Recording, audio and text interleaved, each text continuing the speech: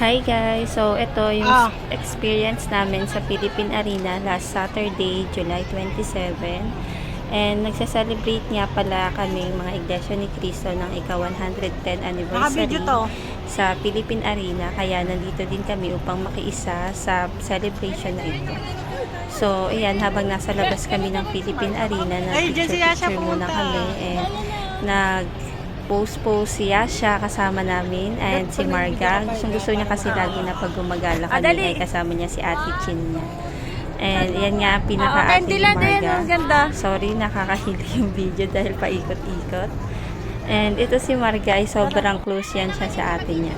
And ako naman habang si Marga ay nag-iikot-ikot, yan, nahanap na namin kung nasan si Marga. Todo post pa rin ang nanay dahil minsan lang naman kumawala ang bata. At ayan, nandyan lang naman siya sa paligid, ikot-ikot lang. At naiinip na dahil gusto niya na pumasok kami sa loob. Pero inaantay kasi namin sa screen na lumabas yung 110 anniversary bago kami pumasok para naman may remembrance. Kaya lang yan, sa sobrang tagal ay di na nakatiis tong si Marga. Sasama na daw siya sa pagpicture sa amin.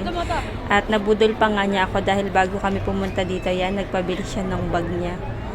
So, yan, para di siya magkulit, kailangan kargahin ko na at makasama ko siya sa picture. So, nakailang post na nga kami dyan para lang makita yung 110 anniversary. Pero, ganun pa rin, ang tagal niya. So, eto, inaaliw-aliw ko muna si Yasha para naman, si Marga pala to, sorry. Ganda. Para maabangan namin yung 110 background sa screen and makapag-picture kami ng kasama ko si Marga.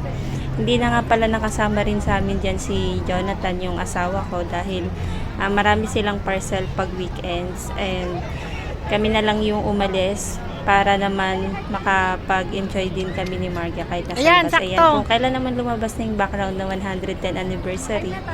Tsaka naman nagtoyo ang batang ito at ayaw nang humarap sa camera dahil naiinip na nga siya at gusto niya na pumasok na kami.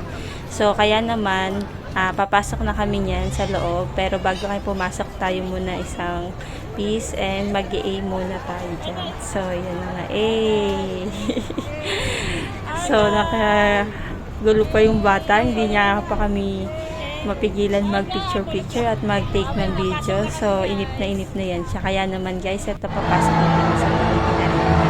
And grabe, pagpasok namin, ito na pala yung tao sa loob. Kasi 8 AM pa lang magpasok na sila.